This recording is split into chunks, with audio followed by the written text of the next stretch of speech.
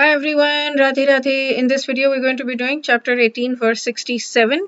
This is the verse after the Sarva Dharman Parityaja. So it's the one following, right after following that verse, the previous verse, which is one of the most important verses of the Gita, saying that surrender all activities unto me, just surrender unto me, don't worry, I will protect you. I will give you freedom from all sinful reactions. Moksha Yishyami, and I will protect you, Marshucha. Don't worry, I'm Marshucha. So just give up all varieties of Sarva Dharman, all varieties of Dharma, and just Mam Ekam Sharanam Vraja. Just Mam to me, Ekam alone, Sharanam give Sharanagati. Get surrender to me alone. Very, very clear verse, right? You cannot get more clear than that.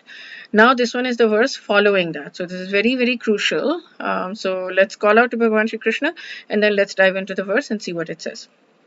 Om Namo Bhagavate Vasudevaya.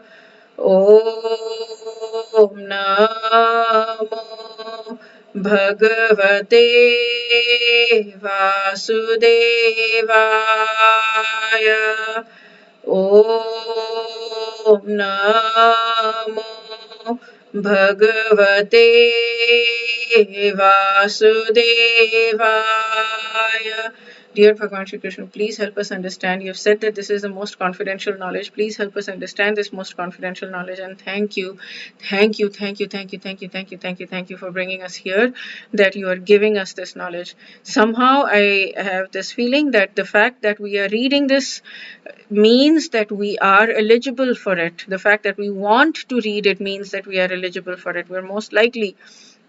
I don't know, but like I'm so grateful that we are reading this, that I'm reading this, that I'm learning this. It's just amazing. Okay, so let us sing the verse.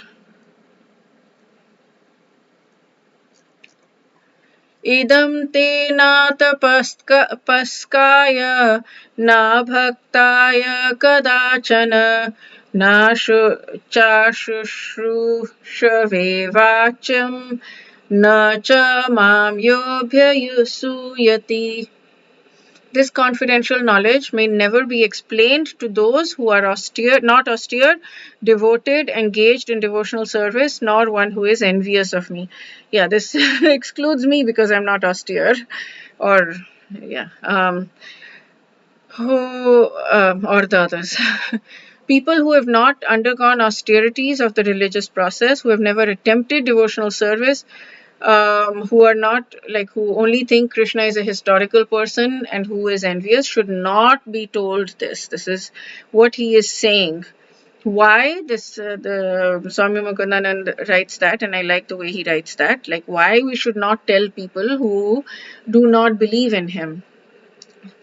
There are many people who cannot understand because they are envious of Krishna, and like faithless people, and so you should not try to comment upon Gita. Okay.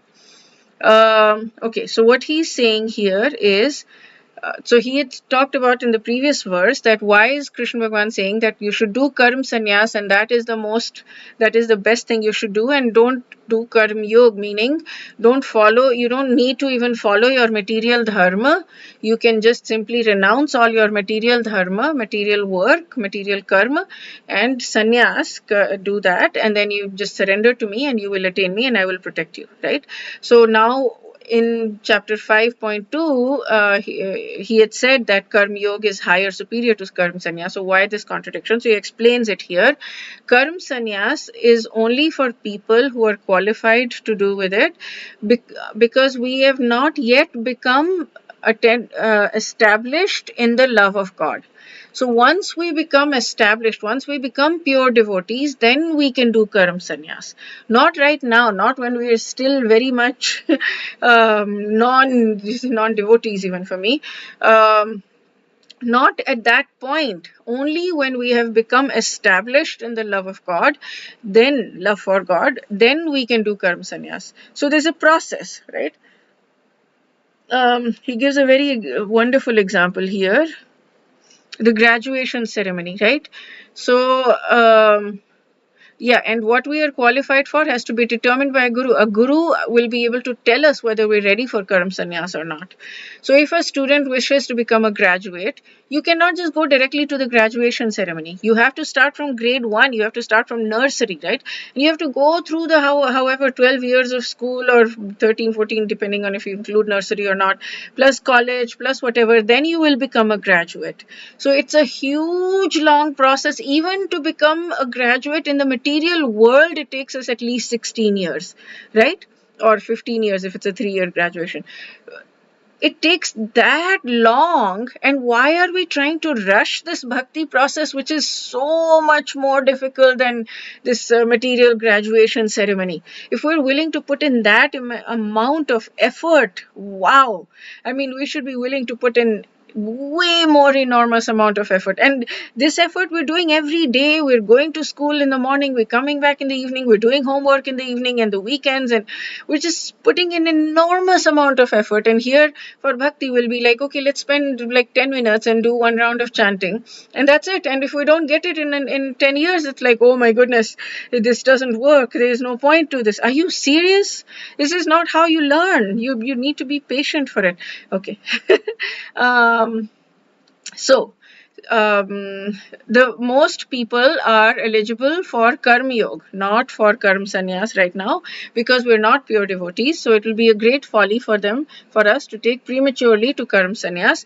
It is better to instruct them to fulfill their bodily dharma and practice devotion alongside, and then we will slowly become pure devotees, and then we can do Karma Sannyas. I think that's when people become sannyasis, when they give up everything and then they become sannyasis. That means that they've given up material dharma completely, and their entire life is now just meant for preaching, traveling around and preaching, and giving this knowledge to other people. Yeah, and then the confidentiality part of it, he explains that if you explain it to someone who does not understand Krishna, they may say Krishna is very conceited. He kept asking Arjun to glorify him. Now, this was one of the first questions I asked when I came to Krishna consciousness. I was like, why is God constantly asking us to glorify him? I don't understand. Does he have so much ego? Does he need so much validation? Somehow, I mean, I don't know if everybody asks this question or everybody wonders about this in the beginning, but I really did. And somehow it wasn't a strong enough thing that it held me back. Somehow this was one of those things that I was like, I don't understand it, but I will probably understand it at some point, so I let it go.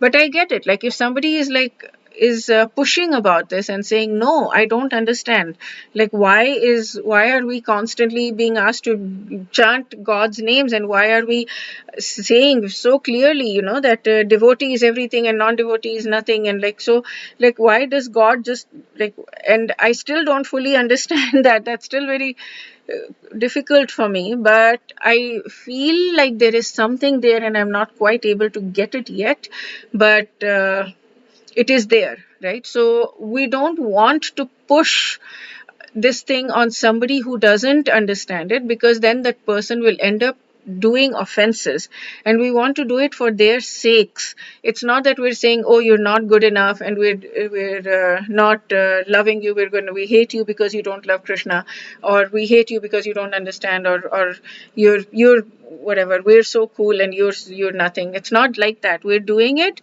because we don't want the other person to make offenses against Krishna. We don't want them to hurt Krishna, so we're doing it for them, for their sakes. We're not telling them for their sakes. And if they feel, by your presence, by your beingness, if they feel motivated to ask, if they feel like, you need to just work on your own self, and when you work on your own self, if you start to inspire others around you because they like who they're seeing, or they like the transformation that you're going through, or they like you, they start liking you more and more, or whatever, because bhakti will apparently create that kind of thing. So that's my understanding. All of this is my understanding. It's all theoretical understanding. I don't know, but this is my understanding, is that you just inspire by your beingness, and you do not disturb people who have their own belief system. You just let them be. You don't push. You don't go to someone of a different religion who is very strong in their religion and say, no, you are wrong. You don't do that. You just do whatever your path is. You follow your path, and if they feel inspired, then they will come to you and they will ask you questions. So yeah, that's it for this verse. We'll wish you a day filled with lots and lots of spiritual growth. Radhe Radhe.